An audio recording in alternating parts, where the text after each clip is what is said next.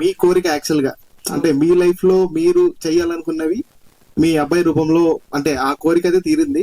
జనాలు కూడా ఫుల్ హ్యాపీగా ఉన్నారు. అంటే ఫస్ట్ టైం అనేది కాకుండా చాలా యాక్టింగ్ లో చాలా మించిపోయారు అన్నట్టు అనిపించింది. ఎందుకంటే కాంబినేషన్ వీళ్ళు ముగ్గురు కాంబినేషన్ లో ముగ్గురు కూడా పర్ఫెక్ట్ గా చేశారు. ఎందుకంటే ఆల్రెడీ సీనియర్ యాక్టర్స్ ఉన్నా గానీ పవన్ గారు అయితే యాక్చువల్ గా చాలా బాగా చేశారు. ఇప్పటి నుంచి నాకు తెలిసి మీ పేరు కోటేశ్వరరావు కదా, కోటేసుకొని తిరగొచ్చు నెక్స్ట్ ప్రొడ్యూసర్ గానీ నేను కోరుకుంటున్నాను. సార్ ఇందాక సార్ ఒకటి అడిగారు సార్, మీ నాన్నగారు బాగా చేసావని కానీ బాగా చేయమని కానీ మీరు ఇప్పుడుదా చెప్పారా మా అబ్బాయికి అని అడిగారు సార్. నేను మా అబ్బాయిని బాగా చదవమని కూడా చెప్పలేదు సార్, బాగా చదవమని చెప్పలేదు, బాగా యాక్టింగ్ చేయమని చెప్పలేదు, బాగా జీవించమని చెప్పాను, అంటే బతకమని చెప్పాను, బాగా బతుకు, అదొక్కటే చెప్పాను సార్. ఇప్పుడు కూడా నేను మా అబ్బాయికి ఇంతవరకు కూడా నువ్వు బాగా చేసావని చెప్పలేదు సార్. ఇందాక నేను చెప్పకూడదు అనుకుంటే చిలిపోయి చెప్పేశాను అంతే. మా అబ్బాయికి అయితే నువ్వు చాలా బాగా చేసావు, బాగా నటించావు అని చెప్పలేదు సార్. ఎందుకంటే చెప్పను కూడా ఇప్పుడు, ఎందుకంటే తను తెలుసుకుంటే సరిపోద్ది. కానీ నేను చెప్పాను అనుకోండి సార్, మా వాడికి ఆటోమేటిక్ కొమ్ములు వచ్చేస్తాయి. మా నాన్న ఒప్పుకున్నట్టే రైట్ అనుకుంటాడు, మా నాన్న రైట్ అంటాడు. అందుకే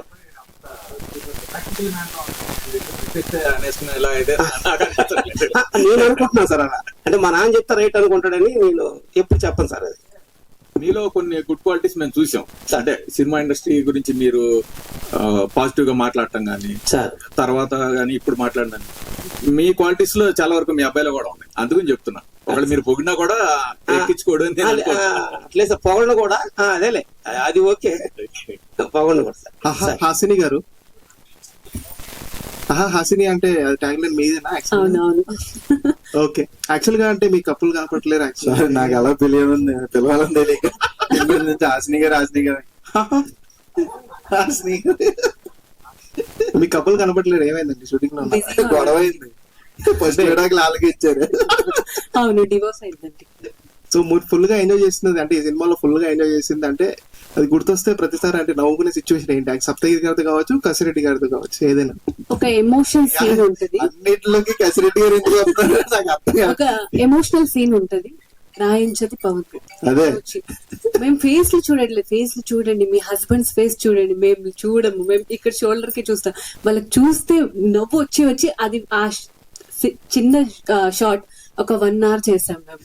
అది ఇప్పుడు కూడా గుర్తుకొస్తే, ఇప్పుడు మేము స్క్రీన్ లో చూసినప్పుడు కూడా ఆ సీన్ కి మాకు మళ్ళీ నవ్వు వచ్చింది, ఆ సీరియస్ సీన్ కి కూడా.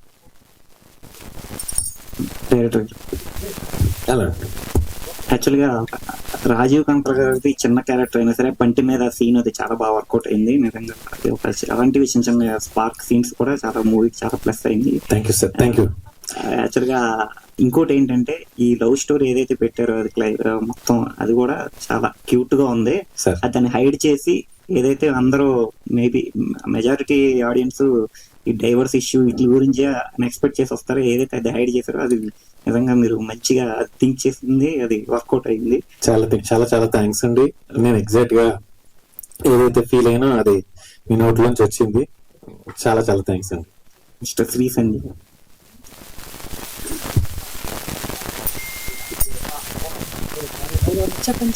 యాక్చువల్ గా మీరు చేసిన క్యారెక్టర్ ఏదైతే ఉందో అది యాక్చువల్ గా రమ్యకృష్ణ గారు చేసిన ఒక మంచి సాంగ్. అది యాక్చువల్ గా అంటే అప్పట్లో సూపర్ హిట్ సాంగ్. అది మీరు చేస్తున్నారంటే రీక్రియేట్ చేస్తున్నారంటే ఆల్మోస్ట్ రీక్రియేషన్ అని చెప్పొచ్చు.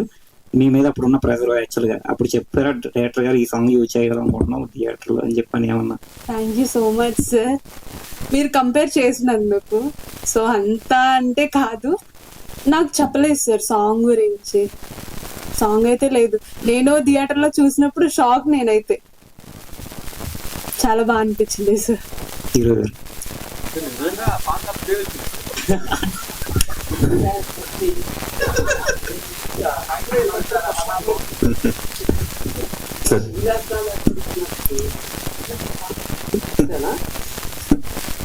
హీరో గారు మీరు యాక్చువల్ గా ఏదైతే పెర్ఫార్మ్ చేశారో అది నిజంగా ఫస్ట్ టైం చేస్తున్న హీరోలో లేదండి. మెచ్యూర్డ్ గా చాలా సెటిల్డ్ గా ఉంది నిజంగా. ఇంకో ఏంటంటే మీ నాన్నగా కాళ్ళు పట్టుకుని ఏడుస్తున్న ఆ వీడియో అయితే మట్టికి నిజంగా చాలా చాలా చాలా అంటే చాలా మంది యూత్ కి అది ఏదో అదొక ఇంకో క్యూట్ మూమెంట్ ఏంటంటే మీరు మీ అబ్బాయి ముక్కు మీద అది అసలు చాలా క్యూట్ గా ఉందండి. యాక్చువల్గా నిజంగా మీ యొక్క రిలేషన్ కి దిష్టి తగలకుండా ఉండాలని చెప్పి నేను నిజంగా కోరుకుంటున్నానండి. మంచి మంచి సినిమాలు తీయండి ఇలాగే. థ్యాంక్ యూ అన్నా. మీకే ప్రెసిడెంట్ అన్న, చెప్పండి అన్న. బ్యాక్ టు బ్యాక్ సినిమాలు చేస్తున్నారు, కంప్లీట్ ఎంటర్టైన్ చేస్తున్నారు. గోదావరి గట్టు పైన ఇప్పుడు ఇది నెక్స్ట్ నాకు తెలిసి మీరు లైన్అప్ కూడా చాలా మంచి లైన్అప్. ఎలాంటి క్యారెక్టర్స్ అని అంటే చాలా మంచి పెర్ఫార్మర్. మీరు వెదర్లంక చూసినప్పుడు అర్థం అవుతుంది, అంటే కామెడీ ఒకటే కాదు, మల్టిపుల్ షేడ్స్ ఉన్న క్యారెక్టర్. సో కామెడీ అయినా లేకపోతే వేరే క్యారెక్టర్స్ అయినా? లేదు, తొందరలోనే ఖచ్చితంగా సర్ప్రైజ్ అవుతారు. ఉన్నాయి కొన్ని సినిమాలు చేస్తున్నాను, పెద్ద సినిమాలే. రౌడీ జనార్దన, ఇరుముడి, సిద్ధు జొన్నలగడ్డ గారితో ఒకటి జరుగుతున్నాయి కొన్ని. 2026 లో కనబడుతూనే ఉంటారు. ఇది అలా అని చెప్పలేము, కొంచెం టైం పడతాయి. అంటే కొంచెం పెద్ద సినిమాలు కొంచెం టైం పడతాయి. ఖచ్చితంగా సర్ప్రైజ్ అయితే అవుతారు. అంటే ఇప్పటి వరకు చూసిన నేను వేరే ఉంటా, ఇక ముందే వచ్చే సినిమాలు వేరే ఉంటాయి ఖచ్చితంగా. అంతే, అలా అనుకోండి. కసి 2.0. పవన్ కళ్యాణ్ సార్ అంటే యాజ్ అన్ హీరోగా చేస్తున్నారు, మీ నాన్నగారు ప్రొడ్యూసర్. ఆన్ సెట్స్ లో ఉన్నప్పుడు డెఫినెట్ గా ఆ ప్రెషర్ అనేది ఉంటది. బయట ప్రొడక్షన్ లో చేసేటప్పుడు వేరు, కానీ మనమే చేస్తున్నాం, ఓన్ ప్రొడక్షన్ చేయాలి అంటే మీరు క్యారీ చేసిన ఎమోషన్ ఏంటి అండ్ స్ట్రెస్ ఏమన్నా ఫీల్ అయ్యింది? అంటే స్ట్రెస్ ఏం ఫీల్ అవ్వలేదు సార్. ఇది నేను అనుకున్నది ఏంటంటే ప్రతి ఆర్టిస్ట్ కి ఏదైతే ఉంటుందో ఈవెన్ నాకు కూడా అదే ఉండాలి, అండ్ నాకు స్పెషల్ గా ఏమి ఉండకూడదు. అలా అని చెప్పి నేను ఎవరిని ఇబ్బంది పెట్టలేదు. మాక్సిమం ఈవెన్ అసిస్టెంట్లు అయినా సరే మాక్సిమం నా పనులు నేనే చేసుకున్నాను. ఇందులో ఈ ప్రాసెస్ లో ఎవరన్నా నేను అలా నాకు తెలియకుండా నేను అలా మా నాన్నగారు ప్రొడ్యూసర్ అన్నట్లు కానీ, లేదా నేను హీరోని అన్నట్టు కానీ ఎక్కడైనా బిహేవ్ చేసి ఉంటే వాళ్ళందరూ సారీ చెప్పుకోవాలి సార్. నేనైతే ఎవరిని ఇబ్బంది పెట్టలేదని అనుకుంటున్నాను.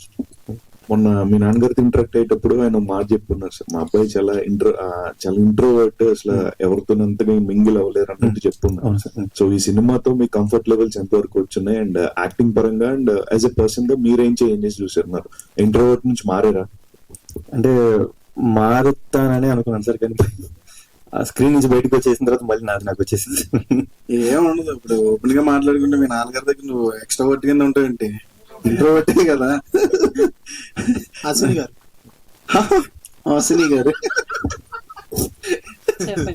ఫస్ట్ ఆఫ్ ఆల్ కంగ్రాట్స్ అండి.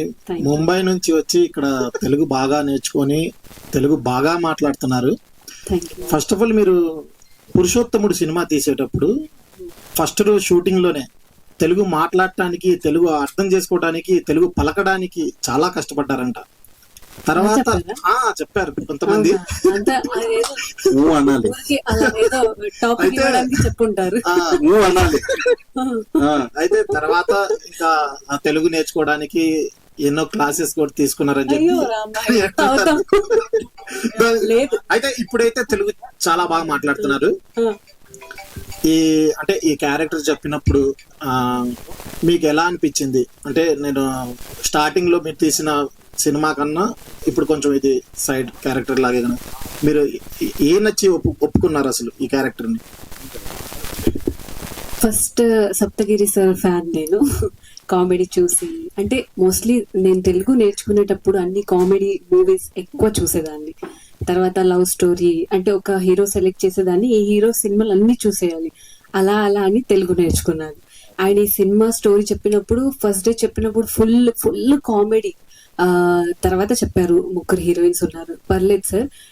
టైటిల్ చెప్పారు పురుష, ఏంటి పురుషోత్తముడు పురుష అని, సర్లే చేద్దామని చేశాను. కానీ డిఫరెంట్ క్యారెక్టర్ కంప్లీట్ గా. అక్కడ అమ్ము క్యారెక్టర్ చేసి, ఇక్కడ Lakshmi character, house wife character చేస్తున్నాను. అండ్ ఇలానే డిఫరెంట్ క్యారెక్టర్స్ చేయాలని నేను కోరుకుంటున్నాను. కంగ్రాట్స్ అండి. ప్రొడ్యూసర్ గారు, ఫస్ట్ ఆఫ్ ఆల్ మిమ్మల్ని మెచ్చుకోవచ్చండి.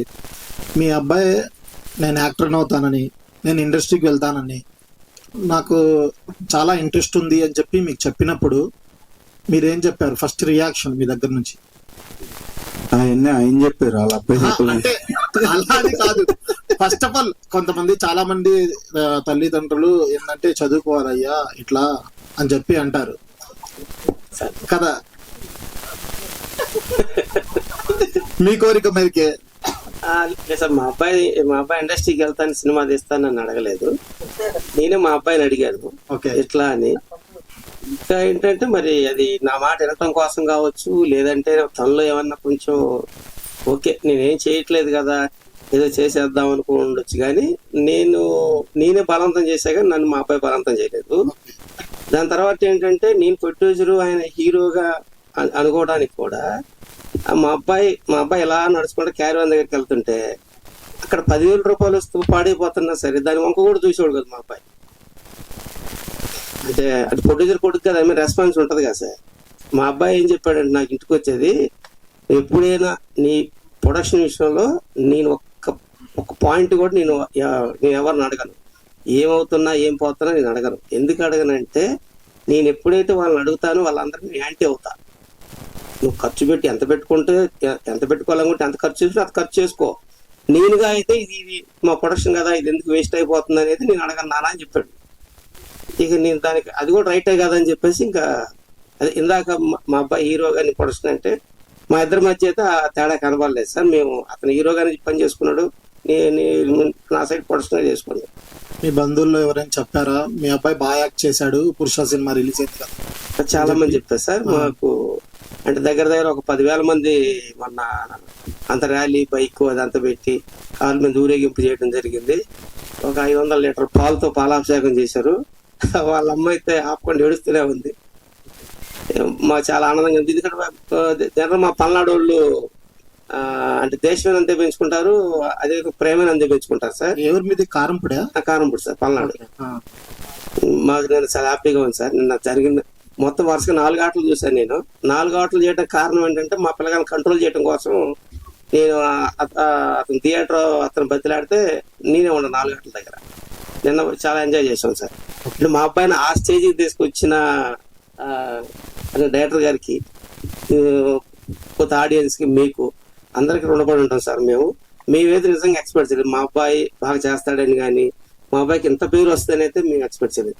ఏదో కొద్ది గొప్ప పర్లేదు అనుకున్నాం కానీ పర్వాలేదు, బాగా చేశాడు.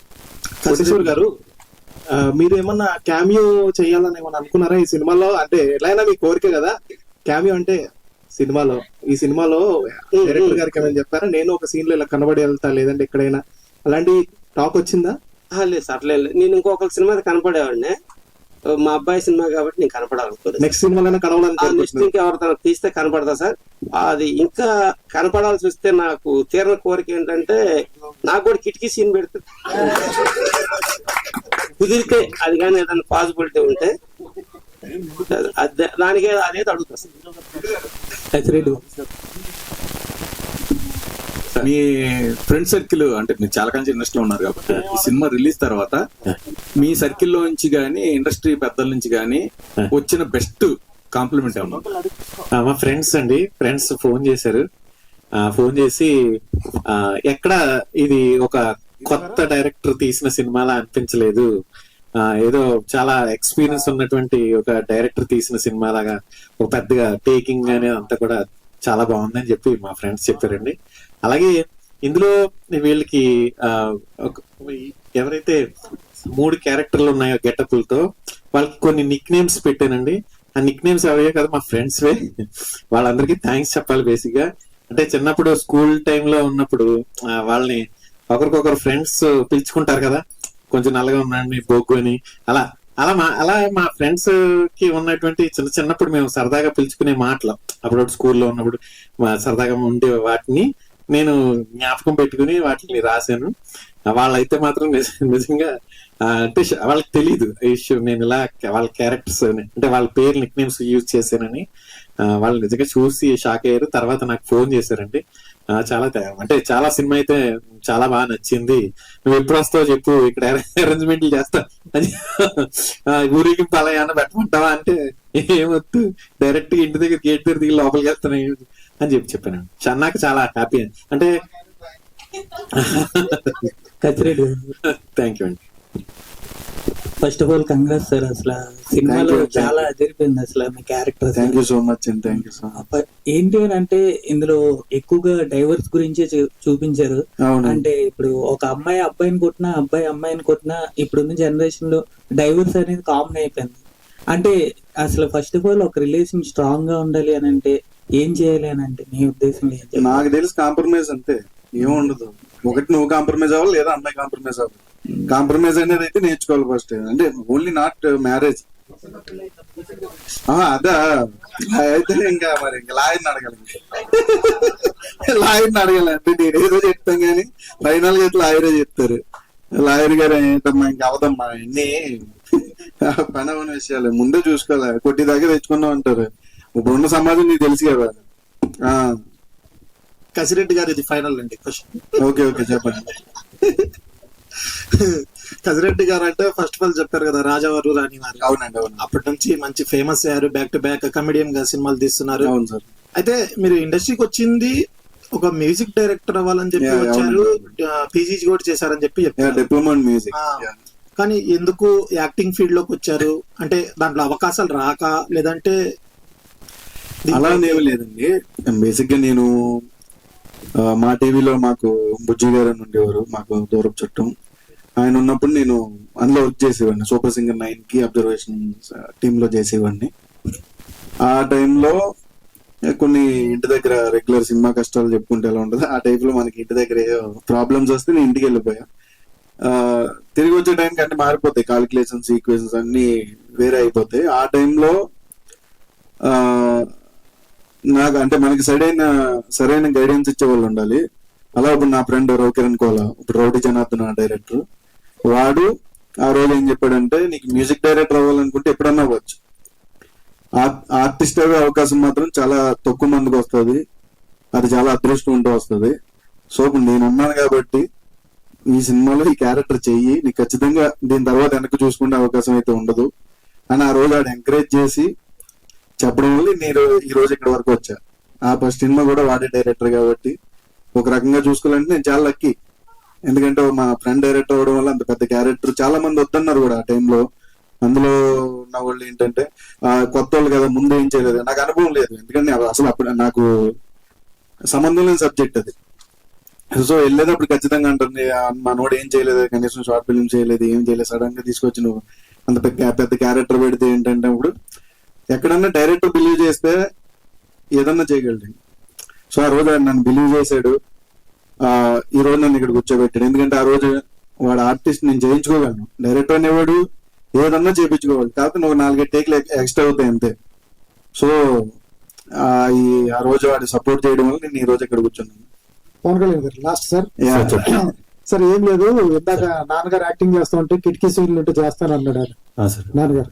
సార్ అటువంటిది ఆయనే ఇంత రొమాంటిక్ గా ఉన్నప్పుడు మీకు ఒక అమ్మాయితో లిప్ లాక్ ఉన్నప్పుడు నాన్నగారు ఉంటే నేను చేయను అని ఎందుకు అన్నారు ఏంటి? ప్రతి కొడుక్కి నాన్నగారి ముందు రొమాన్స్ చేయటం కష్టమే, అది యాక్టింగ్ అని తెలుసు. రొమాన్స్ అంటే యాక్టింగ్. మీరు సత్యానంద్ గారి దగ్గర చేశారు అన్ని, ఎందుకు అట్లా అన్నారు? యాజ్ ఆర్టిస్ట్ గా చెప్పండి. సార్ ఆర్టిస్ట్ గా అంటే సార్ అది ఫస్ట్ ఆఫ్ ఆల్ నాన్నగారి, నేను అక్కడ కూర్చున్నాక నాన్నగారు వచ్చినప్పుడు లేకపోవడం నాకు అలవాటు. అలాగే అంటే అది సీన్ అని కదా సార్, షూట్ మొత్తంలో కూడా చాలా కొన్ని చోట్ల నేను ఇబ్బంది పడిన చోట్ల నాన్నగారే అర్థం చేసుకొని లేచి వెళ్ళిపోయేవాళ్ళు. ఏదో నాన్నగారు అంటే అది ఒక రెస్పెక్ట్ సార్. అది అంటే అది ఎలా ఉంటుంది అంటే సార్, కసిరెడ్డి అన్న వాళ్ళతో మాట్లాడేటప్పుడు ఎరా అని ఇది వచ్చినా గానీ ఎందుకు నాన్నగారిని చేసినప్పుడు ఒక ఇంత పెద్దవాళ్ళని ఎరా అన్న, అది మేబీ క్యారెక్టర్ ఉండొచ్చు, అదో రెస్పెక్ట్ అలా ఉండిపోతుంది సార్. సార్ సినిమాకి all the best sir. Thank you sir. Super. Thank you. Thank you అందరికి. చాలా